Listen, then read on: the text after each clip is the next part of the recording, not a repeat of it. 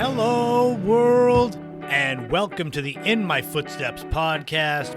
I am Christopher Setterlin, coming to you from the vacation destination known as Cape Cod, Massachusetts, and this is episode 152. Nostalgia is the name of the game of this podcast, and I've got it in all different shapes and sizes. We're going to kick it off with the 25th anniversary of the OG of the found footage and viral marketing movies, the Blair Witch Project. There's so much to cover with that one. We're going to go way, way back in the day to something far less remembered than the Blair Witch Project, and that was the brief time that there was something called the Sega Channel, and you'll find out what it was all about.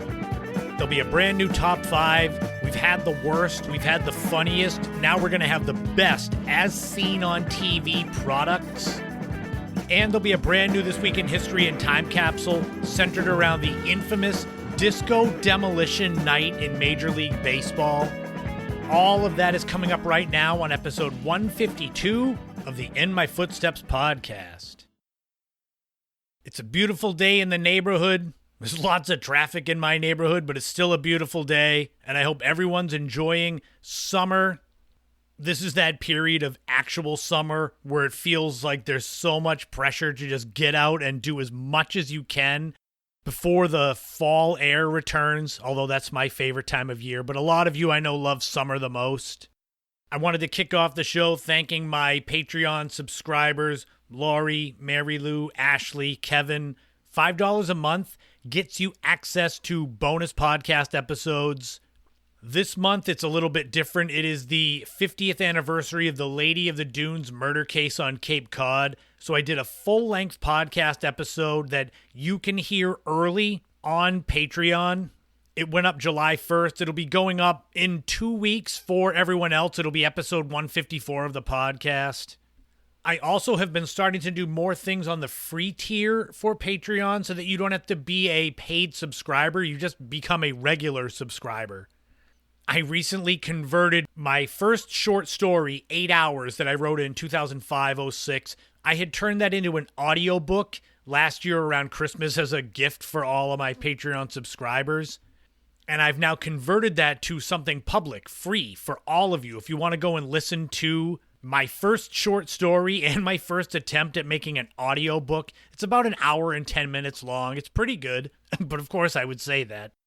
And I'm well aware that spending money for Patreon is something that's not feasible for a lot of people. I mean, God, I listen to so many different content creators. I wish I could donate to all of them, but it's just not possible. So the next best thing, and probably the best thing, is sharing the podcast, sharing the content, telling others about it. That's the best way to increase the visibility for me, for my work. And I can tell that a lot of you are doing that because, as I said last week, June ended up being one of my best months ever for the podcast. It had one of my best weeks ever, one of my best single days ever for downloads. And that's so important when you're more than 150 episodes and almost 4 years into doing this. It shows that some people actually care and actually enjoy what I do. And that feeds into the excitement that I hope you can hear that I bring to these shows, because I get so excited when I find things that I think will be interesting for you to learn about or reminisce about or get my own twist on. And that's what's going to happen as we start with the main story here. 25 years ago this week, this movie was the OG of the viral marketing. Maybe not the OG of found footage. There are others I guess you could classify as that. Specifically the horror movie Cannibal Holocaust, which it's very disturbing, from the early 1980s. This is going to be a blast to talk about here, so let's stop beating around the bush. Let's just dive right into the excitement here as I start talking about the 25th anniversary of the Blair Witch Project, complete with a few of my own stories from it, coming up right now. Sometimes I get really lucky when it comes to my research for the podcast. I usually spend a couple hours a week just kind of drifting around the internet looking for nostalgia topics to add into my ever-growing pile of future podcast segments. And I look at anniversaries of movies, TV shows, music. And it was only a few weeks ago that I started thinking about 1999 because, it's 25 years ago. And I remembered how big the Blair Witch Project movie was back then. So then I naturally had to look and see when the actual anniversary was when the movie was released. And lo and behold, it was July 14th, 1999 that the limited release of the Blair Witch Project happened. Later in the month of July was when it went nationwide. But I couldn't wait. I had too much excitement, so I went with this, the limited release, as the anniversary. They're all over the place. Well, how do we know it was people? Well, even if it wasn't, I'm not going to play with that either. And it's all because of me that we're here now. Hungry and cold and hunted. Found footage has been done to death now in the last 25 years. And it's had varying degrees of success. Movies like Cloverfield I thought were awesome. But for every Cloverfield, there's 24 garbage movies that looks like something that I did with my friends back in high school with my camcorder. The Blair Witch Project was fresh and new, and it hit on everything at the right time. The found footage idea, but also the viral marketing campaign. The promotion of these 3 stars of the film being real people that were really missing. And it captured the imagination of the country at the perfect time. The nuts and bolts of the Blair Witch Project movie is it's a horror movie, naturally, directed by Daniel Myrick and Eduardo Sanchez.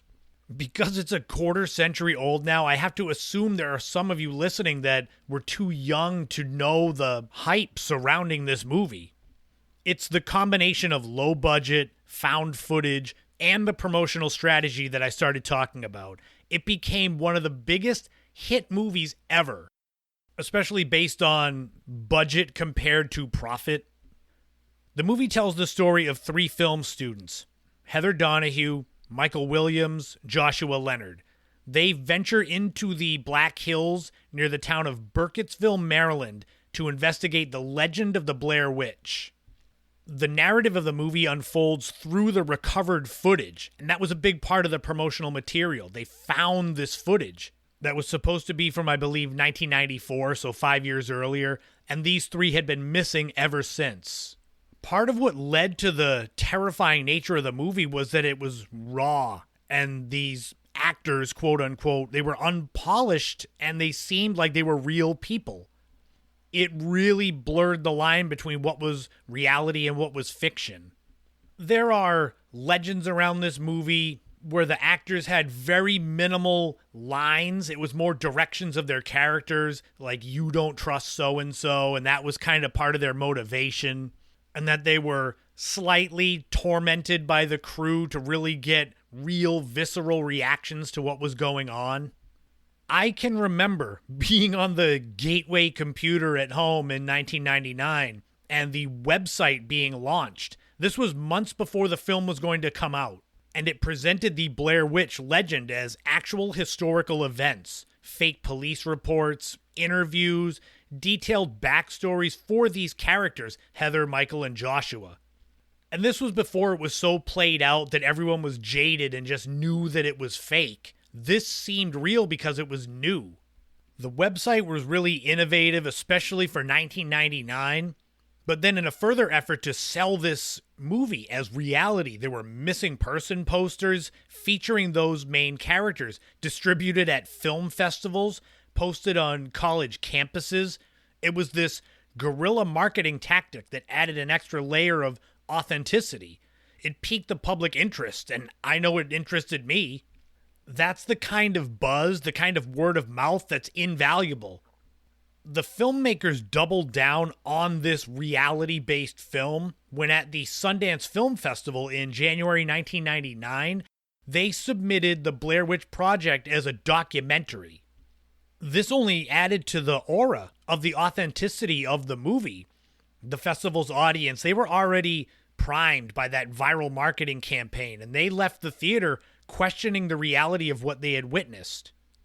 This movie is as close as you can get to one of those hitting the lottery type deals, like getting a scratch ticket for $1 and winning $1 million. The budget for the movie is anywhere between $200,000 and $500,000, but its gross worldwide was nearly $250 million. That literally is the equivalent of buying a $1 scratch ticket and winning $1 million. Low risk, high reward. The vast majority of this movie is just the three main characters walking in the woods. So it didn't cost much, and the camera they used was not too much different than the camcorder that I owned when I was in high school. This area's been haunted by that old woman for years. I don't know why you have to have every conversation on video. Because we're making a documentary. Not about us getting lost. We're making a documentary about a witch. I'm doing my best to not give too much away in spoilers. I am figuring that 99% of you listening to this have seen this movie, maybe multiple times. But in case there's a few that haven't, I don't really want to ruin it. I saw this movie in the theater twice when it came out, both at the local Cape Cinema in Dennis. It's a smaller one-screen theater, like an old school one. It's 100 years old. Because this was a really low-budget indie film, it fit perfectly for the motif of that Cape Cinema. It really was a cultural phenomenon. The first time that I went to see it, I went with several people from my work, the restaurant I worked at least a half dozen of us. There was a line outside to get tickets. So while waiting in line to get tickets, we were pre-gaming with beers. I know me, myself, I had at least 3 standing in line to get tickets. But oh, that was a mistake. I didn't realize found footage would mean mostly handheld cameras. So I went inside the theater, sat down, and the very beginning of the movie, everything's fine. But then the minutes go by and it's a lot of shaky cam, POV as they're walking around. And after 3 beers, I would say, shaky cam didn't really work well with me. I was able to kind of concentrate on the movie, but the back of my mind was, oh my God, I shouldn't have drank these beers before watching this. I didn't get sick or anything, but there were times that I had to close my eyes because I felt dizzy from the shaky cam from Blair Witch. But I definitely wanted to make sure that I saw the movie again so I could really pay attention to it, and this time do it clear-headed. The second time I went back to the Cape Cinema, I went with my sister Kate and my friend Barry that you've heard me talk about a whole bunch on this show. I definitely enjoyed it a lot more without booze flowing through me. But little did we know, my mother and my little sisters, my baby sisters, had seen this movie and decided that it would be funny to set up the house in a way to scare us on our way back. To me, the movie was scary, but it wasn't something that stuck with me when I left there. I wasn't looking over my shoulder as I walked up to the house like Blair Witch was going to pop out from behind a bush. The same can't be said for my sister Kate, though. Without spoiling too much, those of you that know the movie, I'll just describe the scene. As I opened the door, there were pages, white paper on the wall of handprints everywhere. The lights were really dim, and my 2 sisters were standing in corners facing the wall. I wasn't expecting it, but after a moment, I kind of smiled and was like, oh, that was pretty good. My sister Kate was terrified. She freaked out. So that was a great way to end the night after seeing Blair Witch for the second time. It's hard to understate the profound influence the Blair Witch Project had on the horror genre, independent filmmaking, the found footage style. Like I said, now it's a staple in horror cinema, done to death, but you get some good films like Cloverfield, like Paranormal Activity. And it also kind of created the blueprint for the viral marketing. The genius level of building a website and the missing persons posters, it's wild to think about that being the ones that set that trend. Naturally, the success of the Blair Witch Project led to a quick release of a sequel that was hot garbage, Book of Shadows. The original Blair Witch is 86% fresh on Rotten Tomatoes, and like I said, it made almost $250 million at the box office. Book of Shadows, Blair Witch 2, was released the week of Halloween 2000, so a year and a half later. It is 14% fresh on Rotten Tomatoes and made just under $50 million with a budget of $15 million, so it was profitable, made about 3 times its budget. That's far different than the original Blair Witch that made more than 900 times its budget in profit. It's still hard to believe that it's now 25 years since this movie came out, because I can remember like yesterday seeing it, the whole viral marketing, going to the initial showing, buzzed out of my head with the shaky cam, going the second time and my sister's scaring my other sister, Kate. I think that's what makes the Blair Witch Project different. It's more than a horror movie. It was a landmark in cinematic history. The ability to generate a sense of realism and its impact on audiences and future filmmakers. That's the enduring legacy of the Blair Witch Project. And you can see it today where it's more prevalent than ever, digital marketing and low-budget filmmaking. It actually inspired me to think about creating a film out of one of my short stories I called The Cabin. It was basically set up in the woods in a cabin. This was 2007. And I had said I probably could make the film for $30,000. But I was also working a full-time job, so that kind of came and went. But that was Blair Witch's influence on me. Have you seen the Blair Witch Project?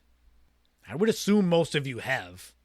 If you haven't, definitely go and check it out. 25 years ago this week, it made its debut, at least in limited release. And be on the lookout for the Blair Witch. You never know where she might be.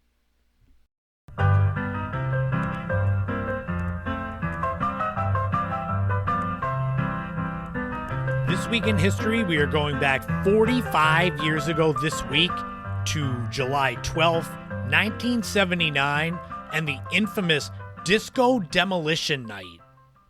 Sports fans likely know this story.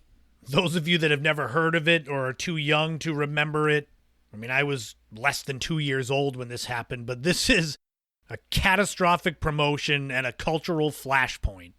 It took place in Comiskey Park in Chicago.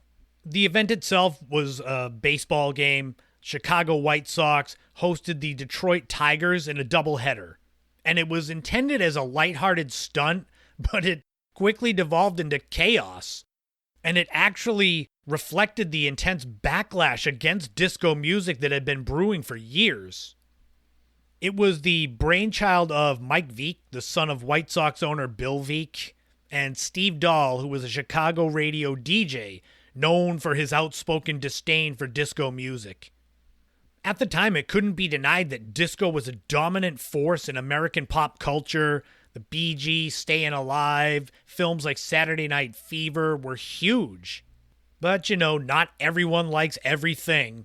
So those that liked more traditional music, rock music, they viewed disco as superficial. And Dahl, the DJ, he had been fired from a radio station when it switched to an all-disco format. So he took those anti-disco sentiments to WLUP, The Loop, and that's where he gained a following among like-minded rock fans.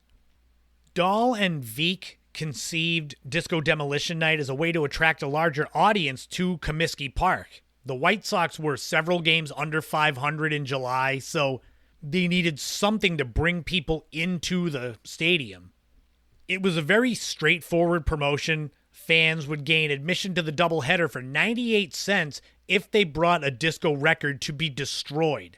And the plan was to collect the records and between the games of the doubleheader, blow them up in the outfield. And this, the anticipation of a grand explosion, it was the opportunity to symbolically smash the disco culture. And some of this anti-disco sentiment, it came from the same stupid tribalism you see today. People are so pro what they like and so anti what they don't like that it gets into this obsession, this fever, this burning hatred that's really not healthy. But there were enough of these tribalistic people that wanted to blow up disco that the White Sox expected a decent turnout, but they ended up with more than 50,000 fans, with thousands more outside. There were supposed to be boxes where when you went in, you would put your records in there, and the people would collect the boxes, bring them to the outfield, and blow them up in between games. These boxes quickly got filled and overflowed, so people were going to their seats with their records, which then they started throwing on the field. In between the games, Dahl, who was dressed in army fatigues, took to the field to lead the demolition. Crates of disco records were blown up, showers of debris rained down, and the crowd's excitement turned to pandemonium. They started storming the field, tearing up the turf, setting fires, and vandalizing the stadium. This caused the second game of the doubleheader to be canceled. And the White Sox, they got fined. The event became a cautionary tale about promotional stunts. The biggest winner out of all of this was Steve Dahl. He became a bigger star as a shock jock. And while disco didn't disappear overnight, it became kind of a pivotal moment, signaling the decline of disco's mainstream popularity. By the early 1980s, 3-4 years later, disco was pretty much done. Disco Demolition Night, though, it remains a fascinating example of how sports, music, and cultural tensions can intersect explosively. And that famed night happened 45 years ago, this week in history.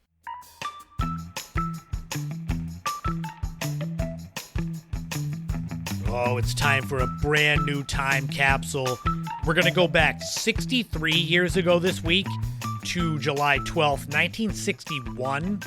Let's see what was going on in the world of pop culture back then. The number one song was Tossin' and Turnin' by Bobby Lewis. This R&B song spent 7 weeks at number one, and it's actually one of only 6 songs from the 1960s to spend 7 weeks or more at number one on the Billboard Hot 100. It also gained new life being on the soundtrack of the 1978 movie Animal House, so another generation got to hear this song. The number one movie was The Parent Trap, and you could get into the theater with a ticket costing 69 cents. Nice. This movie stars Haley Mills in a dual role as identical twin sisters that were separated at birth by their parents' divorce, and they get reunited years later at a summer camp. The movie was a huge hit, grossing over $25 million worldwide, which would be more than $260 million when adjusted for inflation to 2024. It's also 90% fresh on Rotten Tomatoes and spawned a sequel, a remake. The number one TV show was the Miss Universe pageant. This is the famed beauty contest. This was the 10th one in the series held at Miami Beach, Florida. Despite being Miss Universe, there's only people from Earth featured here. I am sure that Miss Mars and Miss Venus were very upset that they did not get asked to come here for this pageant. The winner was Marlene Schmidt from Germany, and Johnny Carson was the host of the show. And if you were around back then, July 12th, 1961, you just watched the Miss Universe pageant, you gotta blow off some steam from your excitement of watching it, well, you're in luck. It's a beautiful day out, and you can get your 2-seat Roadster go-kart from the Montgomery Ward catalog. Orange and black, 10-inch pneumatic tires, a steel frame, steel bumpers, and the top speed could be preset. It doesn't say how fast it could be preset to, but you could preset it. It comes partially put together, and don't worry, when it's all together, it only weighs 165 pounds. You want one of these go-karts, they're $187.50, or about $1,969 when adjusted for inflation. Are go-karts things anymore? There's a question to just throw out there for everyone. But that wraps up another time capsule, another This Week in History. We've seen the worst, we've seen the funniest, but now let's jump into a top 5 with the best, at least in my opinion, as seen on TV products ever right now.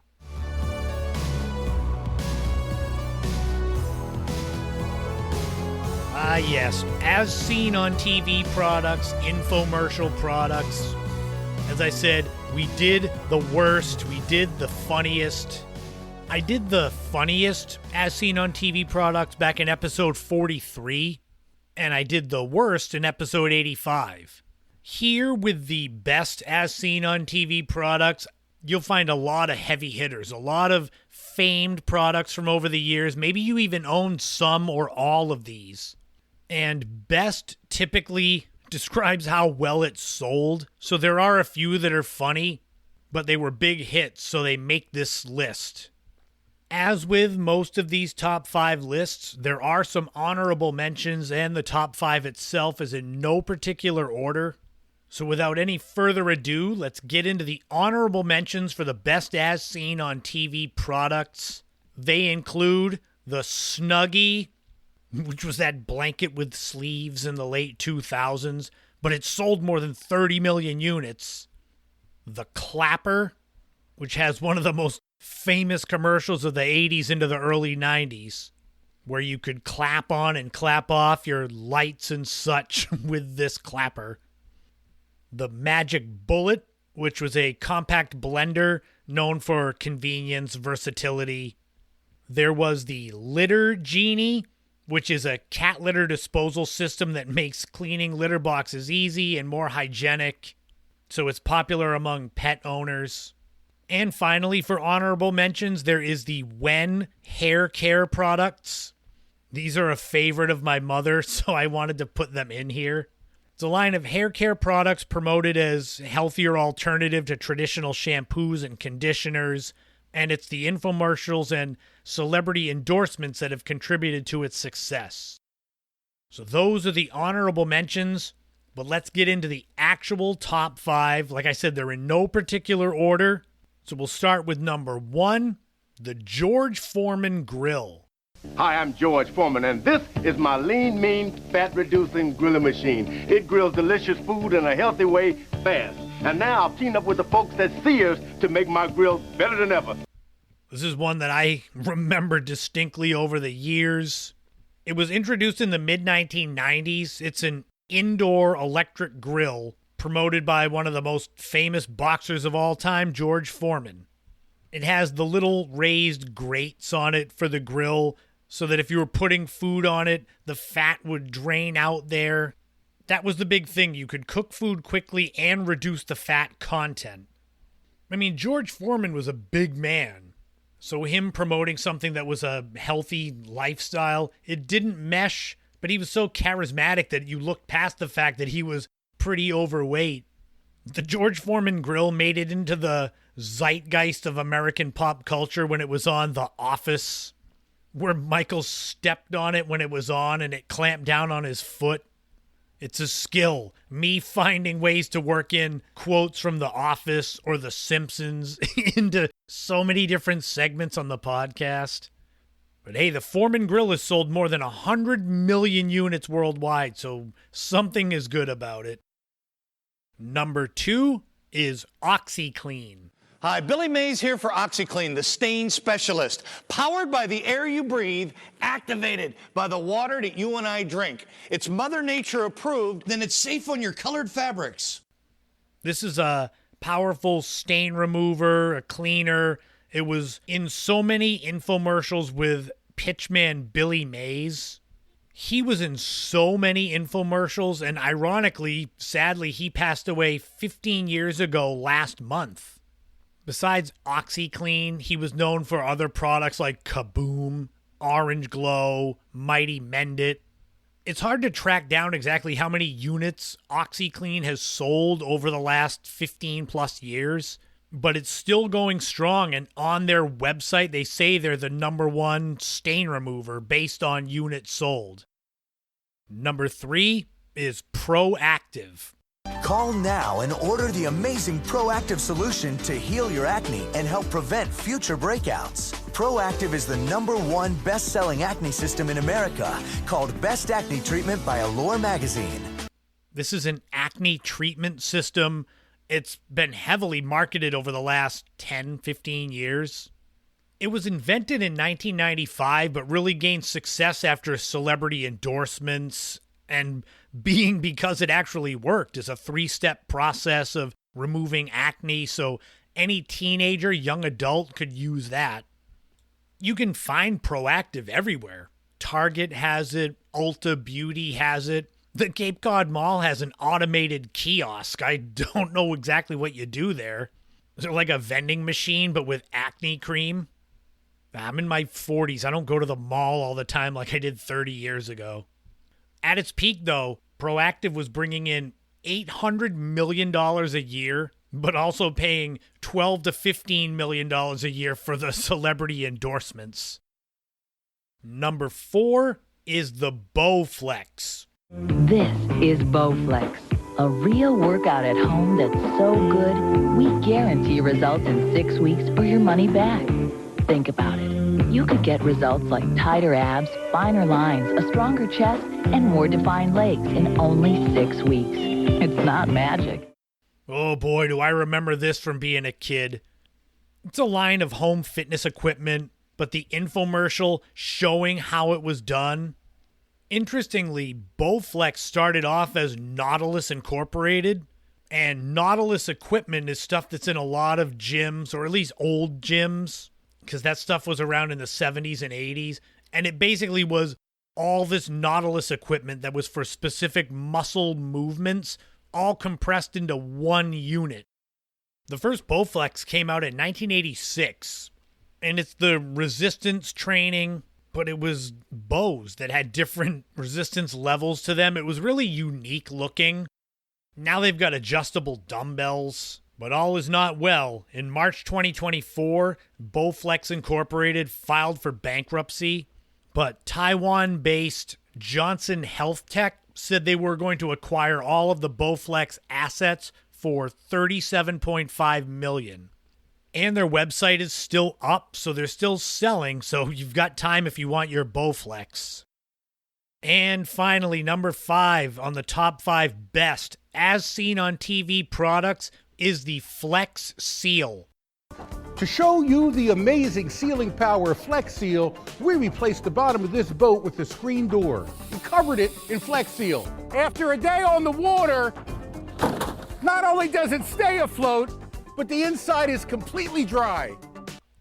This is a rubberized sealant spray, not an animal, that's really good at yoga. It's advertised still for its ability to stop leaks instantly, with the infomercials that demonstrate the dramatic fixes, sealing holes and cracks and such with water rushing out, and then Flex Seal stops it. The one with the fishing boat, and they did the Flex Seal on all the holes in it, and they sail the boat away. They got Flex Seal, Flex Tape, Flex Paste, Flex Shot, Flex everything.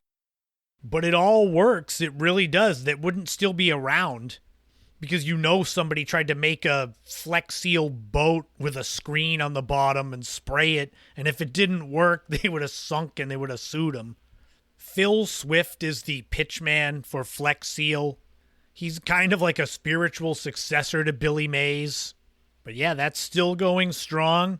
And that wraps up the top 5 best as seen on TV products, at least in my opinion. Do you have any of these? I would think these would be more common. OxyClean, or the Flex Seal, or in the honorable mentions, When. I told you my mother has been getting that forever. Or any pet owners with the Litter Genie or Magic Bullet to make smoothies. These are not ones that I laughed at constantly like when I did the funniest ones. I do enjoy doing these though, so maybe I'll have to find another way to keep doing as seen on TV products. Maybe we'll go by the decades next.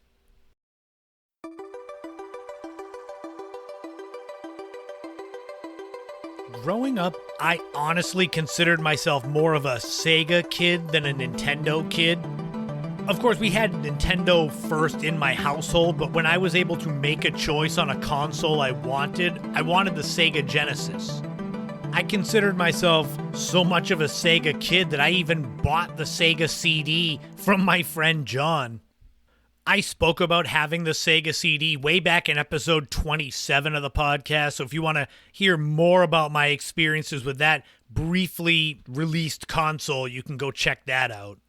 For the Sega company, the latter part of the 1990s proved to be the end for them as far as making consoles. In 2001, they stopped making them.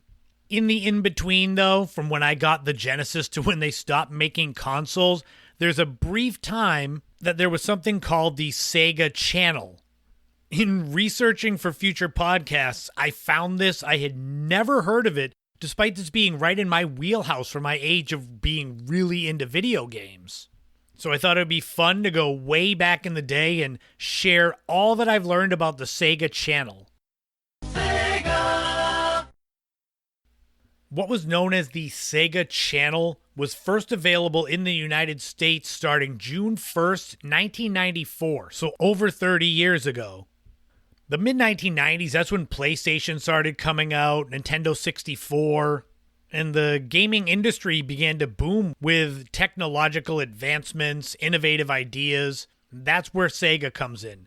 They introduced a service that could have revolutionized how video games were delivered and played. They were kind of ahead of their time with this service known as the Sega Channel.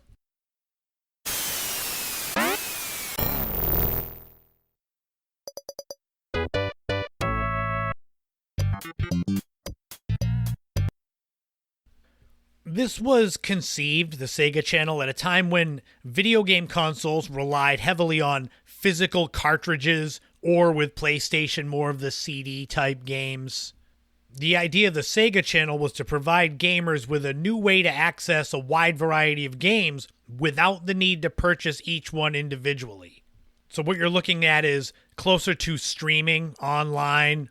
The service was developed in collaboration with Time Warner Cable. They aim to leverage the existing cable television infrastructure to deliver games directly to the Sega Genesis console.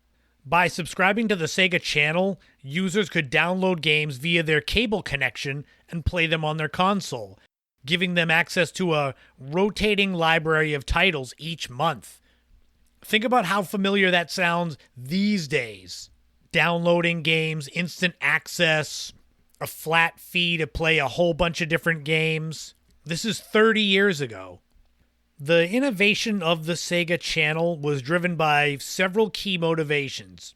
Expand the gaming experience, where Sega aimed to provide a more flexible and expansive gaming experience, so users could try out a variety of games without committing to a purchase. Kids of the 90s, think about how much video games cost. $40, $50, $60. And it was very hard, if damn near impossible, to return a game. They'd make you jump through hoops as far as getting it returned to Toys R Us or Electronics Boutique. Another motivation of the Sega Channel was competing with rental stores. Because back then, with Blockbuster Video, Hollywood Video, All-Star Video, name your whatever video, they didn't just have VHS. They had video games. You could rent games, you could rent consoles. But this was aiming to allow people to do that from home, so you wouldn't have to get in the car and drive down the street to Blockbuster. And this is the best way to get video games. Now again. Sega Channel, over 70 hot games a month for your Genesis machine. No lines, no limits, no late fees, just unlimited play on your TV. Sega Channel, less than $15 a month. Call your cable company now. Sega Channel, the only way to get it is to get it.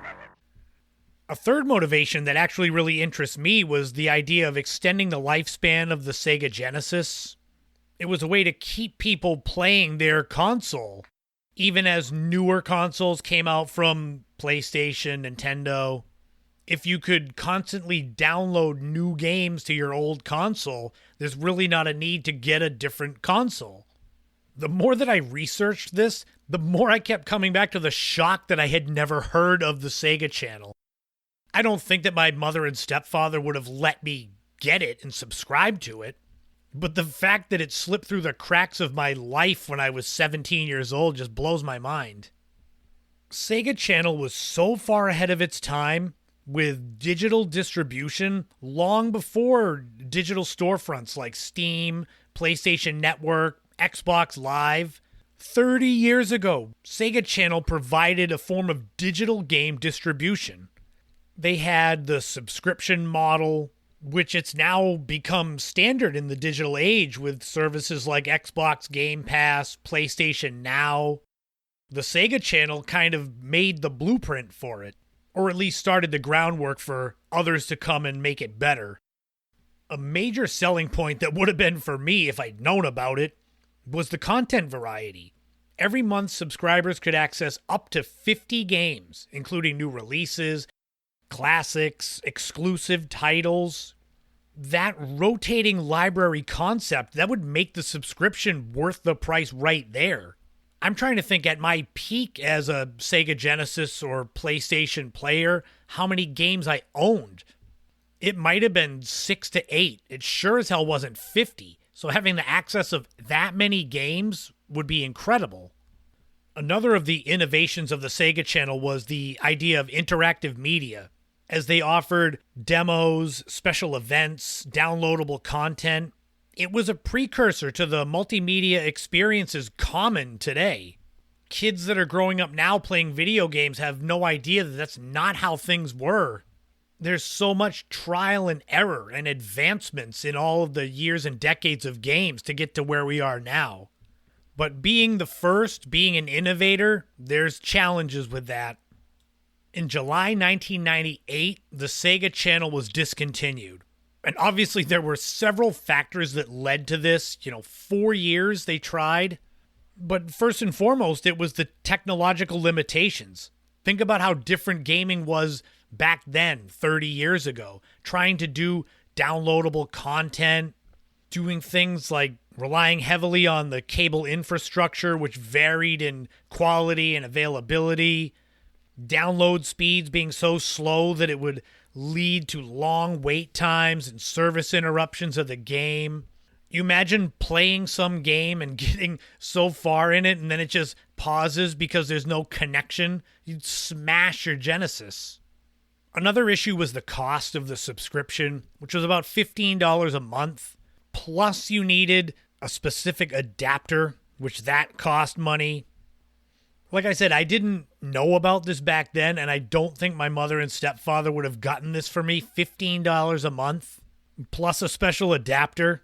They didn't have scholarships for gaming or esports or anything, so it wasn't like I could write it off as I'm learning for college. Plus, there was more market competition. By the late 90s, the gaming landscape kept evolving. Sony PlayStation, Sega Saturn, they were offering enhanced graphics and gameplay, which is ironic because Sega Channel wanted to keep people using their Genesis. Then they released the Saturn, and that diverted attention away from the Genesis and the Sega Channel. There was also actually a limited game library. The rotating selections was innovative, but it was also restrictive. If gamers wanted permanent access to specific games, they couldn't do that.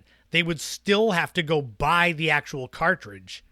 So it would come down to how much money do you really want to spend on your video gaming habits?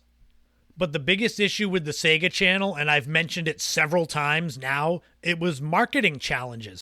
I'd never heard of this until I was researching things for the future podcast episodes. Got a Sega Genesis? Cool. Want to rule your friends for the rest of their pathetic little lives? Then call now to get hooked into Sega Channel, the coolest way to get your games. You'll get wicked new stuff that's only on Sega Channel. Up to 50 ripping games a month for less than 50 cents a day. So trying to get the word out there to effectively communicate the value, the functionality of the Sega Channel to a broad audience was challenging.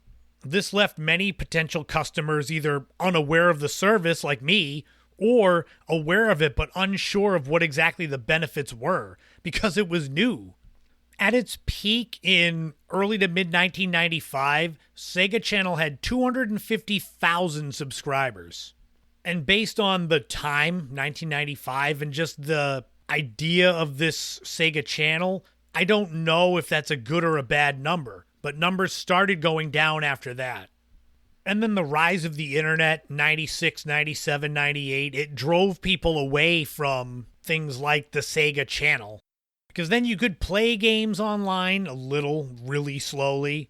So it was kind of a victim of timing too, where you had this 2-year window before the internet really became a household thing. And it's like if you didn't hook the people by then, you were screwed because everyone went on the internet instead. That being said, even though the Sega Channel was discontinued after just 4 years, its influence on the gaming industry is undeniable. It was a pioneer in digital distribution, subscription-based gaming, concepts that are common now. The Sega Channel demonstrated that potential, and it was a bold experiment, highlighting Sega's willingness to innovate and push the boundaries. But like I said a few times, it seemed to be the signaling of the beginning of the end as far as them as creating consoles. Less than 3 years after the Sega Channel went under, they stopped making consoles. But they still do make games, so Sega's not gone. They're just not around in the console market. But yeah, that's the wild story of the Sega Channel. Do you remember it? Were you a subscriber to it? My biggest takeaway is that there was a Sega Channel and I didn't know about it. But until next time, that will wrap up this week's episode of the podcast, 152. Thank you so much to everybody helping me get to this point. More than 150 episodes. It's a lot of work. I love doing it, but it is a lot of work. I spend on average probably 15 hours a week doing content work, and if I had more time, I would do more. So those of you that share the podcast, subscribe on YouTube, read the blogs, that does so much to keep me going.